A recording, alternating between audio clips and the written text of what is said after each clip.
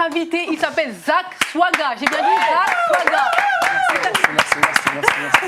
Finaliste au House Dance Forever 2011. Finaliste au Juste Debout Bercy catégorie House Dance. Et en 2013, gagnant du Juste Debout Estonie. Voilà, c'est lui, Zach Swaga. Estonie. Tu changes de nationalité tous les combien de temps? Non, mais en fait, c'est parce que c'est un événement, le Juste Debout, c'est un événement quand même qui est reconnu mondialement dans le milieu urbain, de la danse urbaine. Et alors, en fait, vous avez des présélections qui se passent un peu dans plusieurs pays. Alors, vous avez le droit, en tant que participant, d'aller essayer de vous sélectionner pour finir la grande finale qui se passe à Bercy. Souvent, c'est chaque année en mars. Bon, cette année, il n'y a pas, parce que Bercy est en construction. Mais en tout cas, depuis 2011 jusqu'à 2014, je me suis retrouvé à Bercy. Donc la finalité est toujours à Bercy en fait. Toujours à Bercy. Pourquoi l'Estonie? Ça doit être un passage. C'est un des pays qui était sélectionné cette année-là pour le Juste Debout. Oui, ça existe là-bas. Il y a des danseurs. Des danseurs en Estonie. Je pensais que lui, en tant que Belge, il avait dansé pour l'Estonie. Non, mais non, Malek, tu n'as pas écouté. Je répète. Je pensais. Je répète. Oui, je veux bien. Vas-y, répète. Non, pas du tout. Alors, pour ceux qui ne te connaissent pas, qui n'ont pas eu la chance de te voir sur scène, est-ce que tu peux un peu nous parler de ton parcours, c'est-à-dire comment tu as fait d'un simple Belge congolais? Comment tu parles de Belgique pour arriver en Estonie? C'est ça la question. On a passé ça. Comment tu es devenu professeur de danse, grand danseur international et surtout une référence? Estonien aussi. Comment ça s'est passé? De l'enfance? Écoutez, t'es pas né danseur, qu'est-ce qui s'est passé? Non, je suis pas né danseur. On va dire que déjà dans la culture africaine, vous le savez, que ce soit dans les mariages ou dans les anniversaires, on danse. Donc la danse depuis que je suis né. Et puis après, j'ai voulu faire, en évoluant par l'âge et tout ça, j'ai voulu devenir professionnel. Donc j'ai fait un spectacle sur ma vie, on va dire, depuis que je suis petit jusqu'à me professionnaliser en tant que danseur. J'ai fait un spectacle qui s'appelle Back to the Roots et j'ai tourné un peu, là c'est plus dans un cadre, on va dire, de création. Donc j'ai tourné un peu à Avignon, je suis venu ici à Paris. Et puis ensuite, là j'ai participé à la grande compétition, comme je vous disais, le Juste Debout, et qui est une compétition mondiale. Et donc je suis arrivé en finale à Bercy. Donc c'est là que je me suis fait connaître et que... D'accord. Mais comment on devient danseur? Parce que je suppose qu'il y a plein de danseurs amateurs qui souhaitent devenir professionnels. Et comment ça se passe? Il y a combien d'heures d'entraînement? Quelle formation? Quelle formation? Déjà, il faut prendre des cours. Oui. Mais c'est vrai que c'est très difficile parce que les cours aujourd'hui coûtent super cher. Donc moi, quand j'ai commencé, c'est vrai que j'allais beaucoup, on va dire, je faisais ça beaucoup dans la rue. Mais la house, c'est quelque chose quand même qui est différent, même si ça fait partie de la culture du hip-hop. Mais c'est une danse qui se danse beaucoup dans les clubs.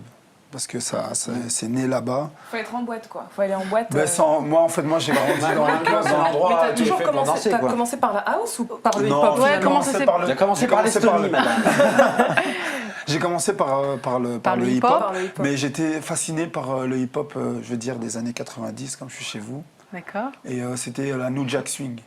C'était une danse qui se dansait beaucoup. R. Kelly, Blackstreet. MC Hammer. Il connaît Malek. Tu étais aussi. Ah oui, DJ. Il était DJ, Malek. J'étais à une boom une fois. Et donc, c'est à peu près une même énergie en fait que la house. Et donc, c'est vrai que quand je suis rentré dans le secteur du milieu de la danse, c'est la house qui m'a professionnel. Oui. Mais est-ce que tu sais tout danser? Il y a une émission qui passe en ce moment en France, tous les samedis soirs, où on voit que les danseurs savent tout danser, quoi. C'est ton cas? Je dirais que je ne veux pas dire que je suis professionnel dans tout. Oui, bien sûr, il y a une spécialisation quand même. Oui, j'ai une spécialisation en house, en New Jack Swing. Mais après, je peux apprendre. Je veux dire, je peux apprendre et puis je comprends un peu les énergies et tout ça des autres danses. Puis quoi, ça c'est plus facile quand on maîtrise déjà une danse, oui. Tu connais déjà ton corps.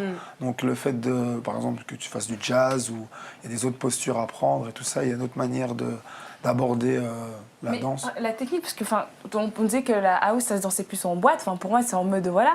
Mais c'est quoi la technique? Je veux dire, la technique même de cette danse, c'est quoi en fait? En fait, ils se sont beaucoup inspirés de la salsa.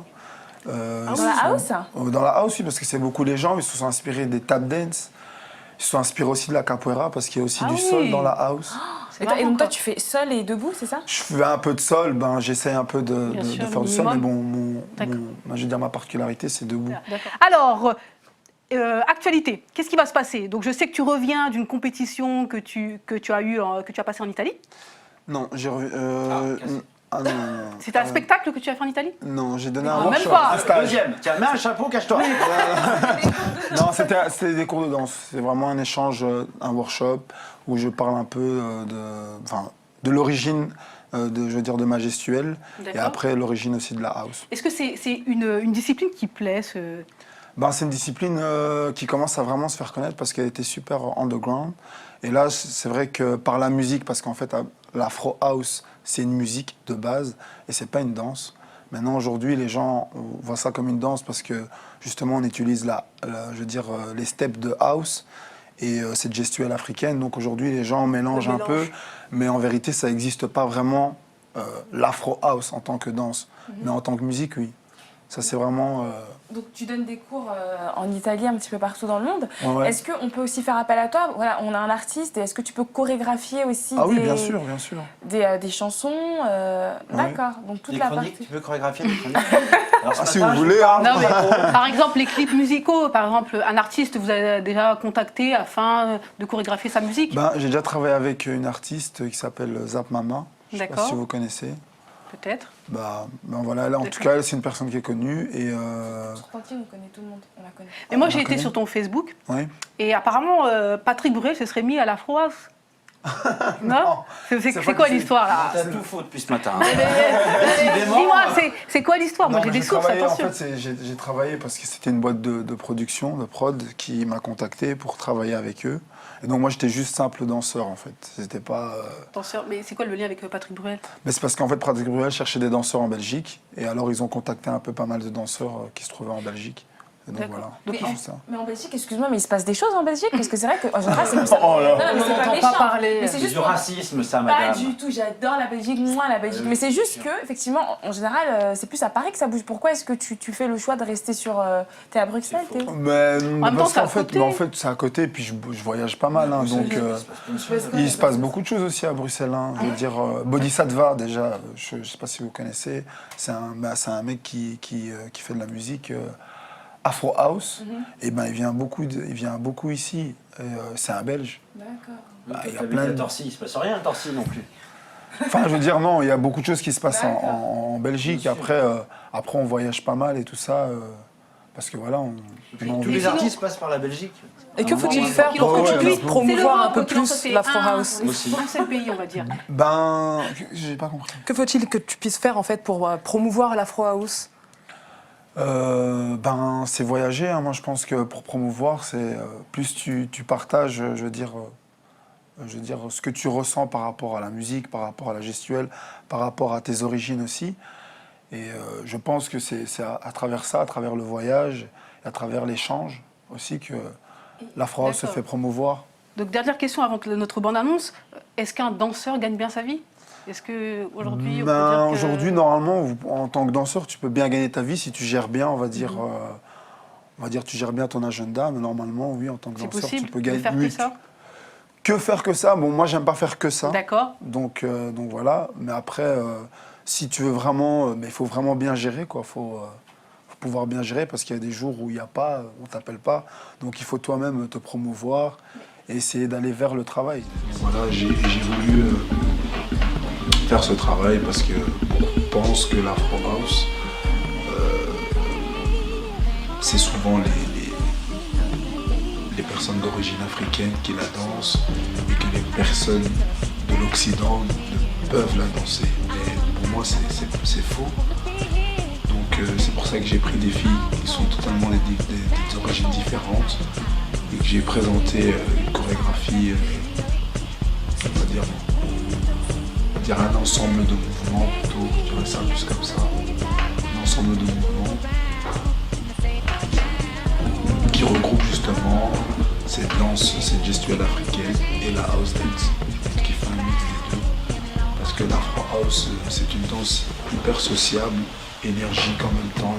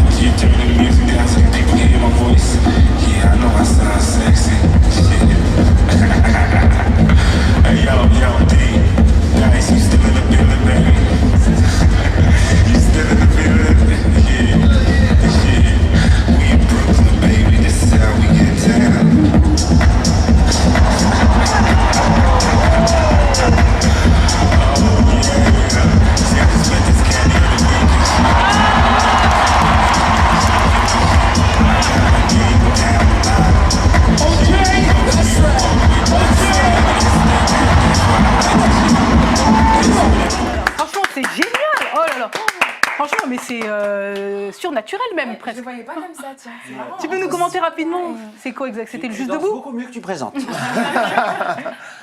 C'était le juste debout, c'est ça? C'était le juste debout 2012 et c'était en 8e de finale, donc à Bercy. Et donc j'ai fait ma compétition contre un autre groupe. Je ne sais plus le nom du groupe, mais Oui. bon voilà. Tu les as battus ou... Je les ai battus, oui. Bah, c'est Le pour ça qu'il nom, se souvient le plus du nom, nom, on s'en hein. fout. Voilà. C'est quoi les battes? C'est à l'applaudimètre? Mais en fait, tu as 4 jurys qui sont là, qui sont par rapport à, je veux dire, les disciplines. Dans le hip-hop, il y a le locking, le popping, le hip-hop lui-même et la house.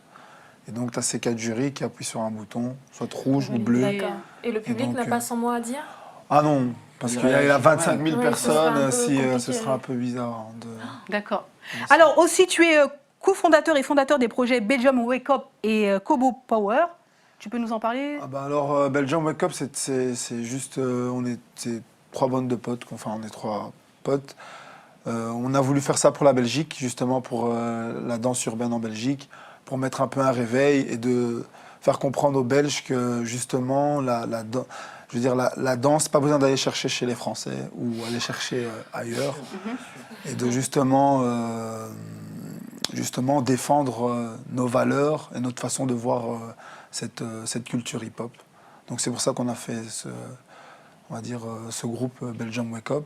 Et Kobo Power, c'est pas vraiment un groupe, c'est plus un mouvement. D'accord. Et en fait, Kobo, c'est nos aïeux, donc de chez nous. Nos parents, ils disaient souvent Kobo, et c'est une façon de dire frère, en fait.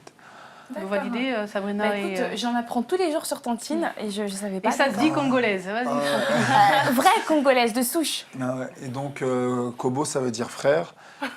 Et c'est le mot power, c'est pour dire que voilà, frère, tu peux y arriver, et que ce soit avocat ou danseur ou professionnel, ou dans n'importe quel domaine, eh ben, tu peux toujours y arriver. Donc, c'était Exceller, un peu motivation. ça. Motivation, c'est une façon de motiver un peu les plus jeunes qui arrivent justement dans cette culture hip-hop où ils s'accrochent beaucoup aux Américains, or D'accord, qu'ils alors que, devraient ouais. plutôt puiser chez eux, quoi. D'accord. Donc, Entre voilà. très très belle initiative. Et